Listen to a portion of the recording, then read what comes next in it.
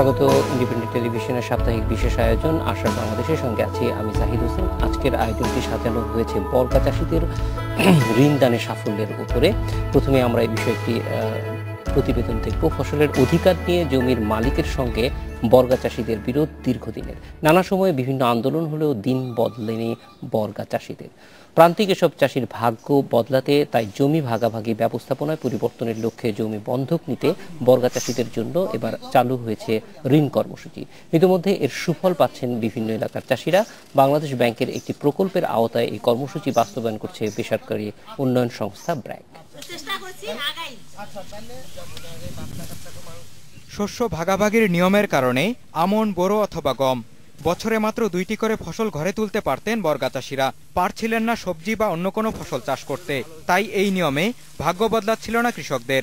জমি ভাগাভাগির এই নিয়মের পরিবর্তন চাইলেও ক্ষুদ্র ও প্রান্তিক কৃষকদের জন্য জমি বন্ধক নিয়ে চাষ করার ক্ষেত্রে প্রধান বাধা ছিল টাকা। তবে এখন ঋণের টাকায় জমি বন্ধকের ব্যবস্থা করতে পারছেন কৃষকরা। বন্ধকি ব্যবস্থায় জমিতে নিজের সুবিধা মতো বছরে যে কোনো সময়ে যে কোনো ফসল ফলাচ্ছেন তারা। এতেই উৎপাদন বাড়িয়ে ভাগ্য বদলাতে শুরু করেছে তাদের। গম ফেলাইছি, গম ফেলার পরে গমের টাকা দিয়ে আবার ওই যে গরু কিনছি, গাভী, স্যালো মেশিন কিনছি। তারপরে ওই যে অশোষা অবিশ্বাস্য করি ওটা দিয়ে স্প্রে করি, স্প্রে মেশিন কিনছি। বাড়তি আয় কৃষি যন্ত্রপাতি কিনে স্বয়ংসম্পূর্ণ হয়ে উঠছেন একসময়ের বর্গা চাষিরা।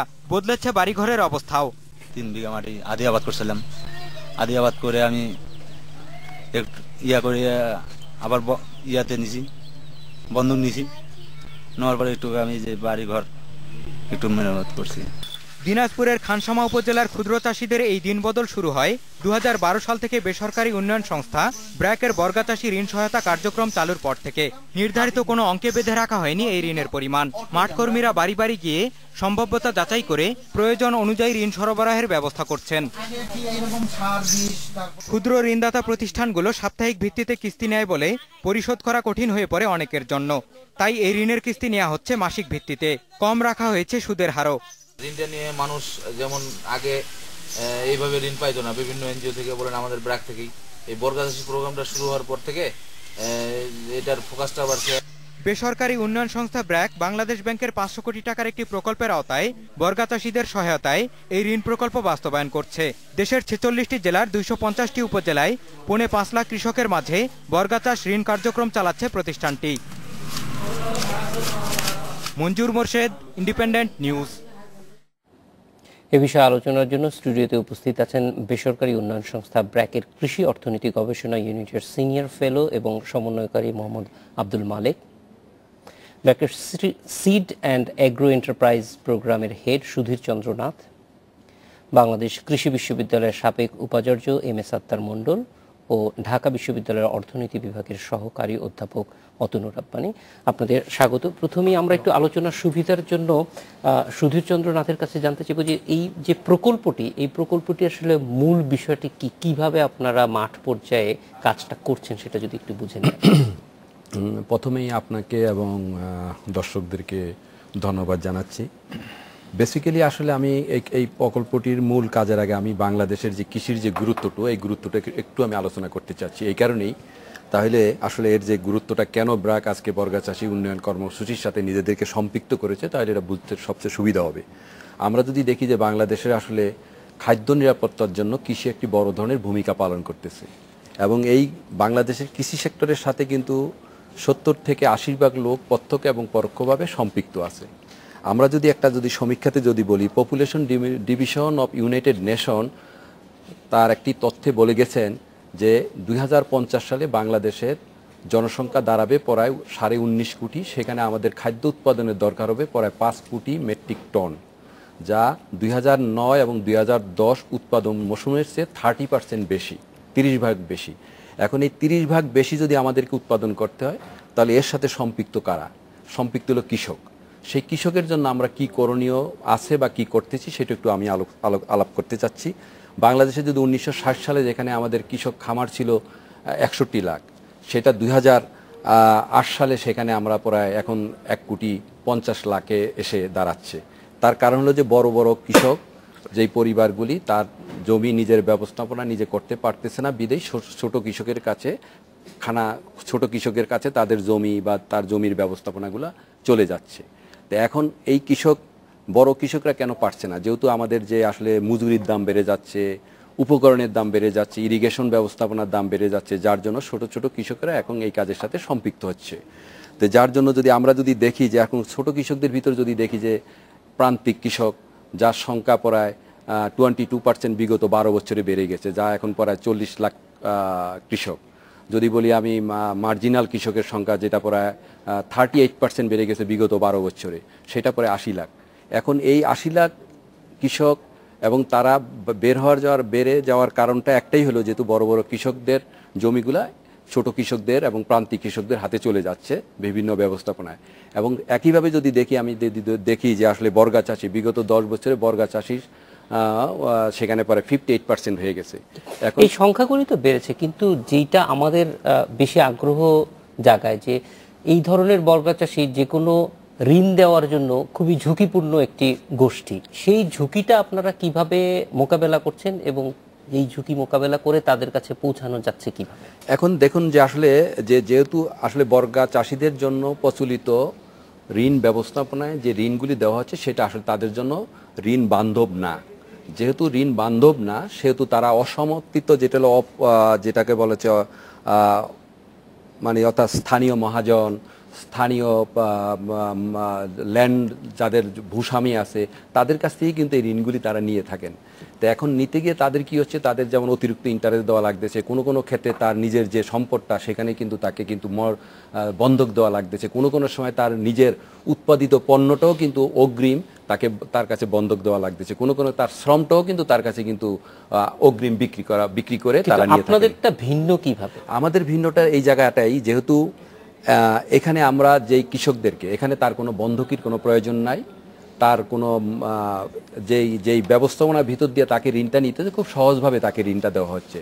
এখন আমরা ঋণ কার্যক্রমটা এইভাবেই করে থাকি যে আসলে আমরা জরিপের মাধ্যমে আমরা আসলে ব্র্যাক আইডেন্টিফাই করার চেষ্টা করছিল যে আসলে কারা প্রকৃত বর্গা চাষি। এই প্রকৃত বর্গা চাষিদের সাথে ব্যক্তিগত যোগাযোগের মাধ্যমে তাদেরকে ছোট ছোট দল গঠন করা হয়, যে দলের ভিতর 5 জন সদস্য, এরকম ছোট ছোট 5টা দলকে নিয়েই কিন্তু একটা সংগঠন করা হয়। সেক্ষেত্রে কি বিতরণের ব্যয় অনেক বেশি বেড়ে যায়? হ্যাঁ, বিতরণের ব্যয় প্রাথমিকভাবে বেড়ে গেছে, যেহেতু আমাদের জরিপের মাধ্যমে আমাদেরকে আসলে প্রকৃত বর্গা চাষিদেরকে আসলে শনাক্ত করার প্রয়োজন ছিল।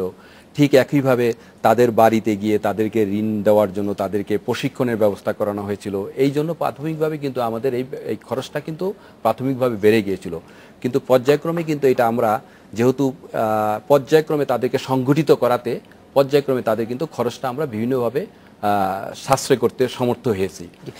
সুধীর চন্দ্র, আমরা আপনার কাছে আবার ফিরে আসবো। আমরা জানি যে ব্র্যাক এটা নিয়ে কিছু গবেষণাও করেছে এবং আব্দুল মালেক গবেষণাটির সঙ্গে সংশ্লিষ্ট ছিল। আমরা যদি গবেষণার কি ধরনের, মানে এটা তো মাঠ পর্যায়ের অভিজ্ঞতাটা আমরা জানলাম যে কিভাবে এই ঋণ কার্যক্রম হচ্ছে, কিন্তু এটা সুফল সত্যিকার অর্থেই প্রান্তিক কৃষকের কাছে যাচ্ছে কিনা সেটা আপনারা কোনোভাবে বের করতে পেরেছেন কিনা গবেষণা?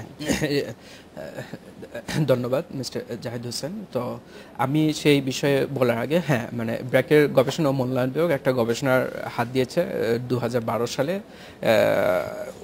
উন্নয়নের প্রভাব সম্পর্কিত দাতা সংস্থা international initiative for impact evaluation বা 3i নামে পরিচিত। তো তাদের অর্থায়নে আমরা গবেষণাটা পরিচালনা করছি। তো গবেষণার কার্যক্রমের ব্যাকগ্রাউন্ড হিসেবে বলাটা খুব জরুরি, যেটা হচ্ছে যে বাংলাদেশে মেইন টেনান্ট ফার্মার্সদের যদি আমরা ক্রেডিট মার্কেট অ্যাক্সেসটা দেখি, যে তাদের মেইন স্ট্রিম ক্রেডিট মার্কেটে তাদের কোনো সেই অর্থে অ্যাক্সেস ছিল না, মাইক্রো ফাইন্যান্স ইনস্টিটিউশনও তাদের অ্যাক্সেস নাই। সো সেই অর্থে এই প্রোগ্রামটা আসলে একটা রেপ্লিকেবল মডেল হতে পারে কিনা এবং মানে কৃষকদের খাদ্য, জীবিকা নির্বাহ, পুষ্টি, নিরাপত্তা, নারী ক্ষমতায়ন প্রভৃতি বিষয়ের উপরে কোনো এফেক্ট ফেলতে পারে কিনা সেই বিষয়টা দেখার জন্য আমরা গবেষণা কার্যক্রমটা পরিচালনা করেছি। এবং এই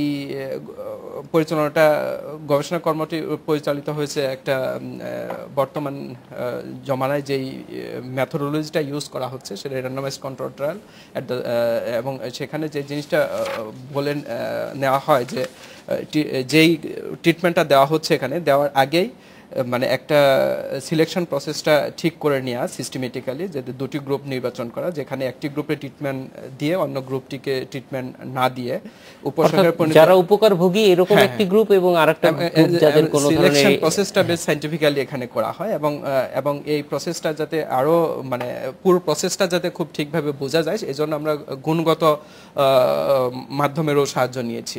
কিন্তু এর ফলে ফাইন্ডিংস গুলি কি? ফাইন্ডিংস গুলি আমরা যেটা ফাইন্ডিংস গুলি যে জিনিসটা বলা উচিত, আমরা বেশ কিছু বিষয়ে মেইন যে রিসার্চ কোশ্চেন ছিল যে খামারের উৎপাদনশীলতা, লাইভলিহুডসে ইম্প্যাক্ট, খাদ্য ও পুষ্টি নিরাপত্তা, নারী ক্ষমতায়ন ইত্যাদি বিষয়ের উপরে ছাড়াও বেশ কিছু বিষয় আমাদের গবেষণায় উঠে এসেছে। তো আমি আজকের আলোচনায় আমার গবেষণার যে ফাইন্ডিংসটা সেটা পার্টিসিপেশন রেট, মানে কি পরিমাণ লোক আসলে পার্টিসিপেট করতে পেরেছে, এলিজিবল মানে যারা পাওয়ার যোগ্য তাদের মধ্যে থেকে কতজন পার্টিসিপেট করেছে সেই বিষয়টা। এছাড়া বর্গা চাষ ব্যবস্থা, শস্য চাষের নিবিড়তা, শস্যের বৈচিত্র্যতা এবং কৃষিতে বিনিয়োগ এবং উৎপাদনশীলতা এই কি প্রভাব ফেলেছে সেই বিষয়টা মূলত আজকের আলোচনা করছে। পরবর্তী এপিসোডগুলোতে আরও হয়তো বিষয়গুলো আমরা আলোচনা করার সুযোগ পাবো।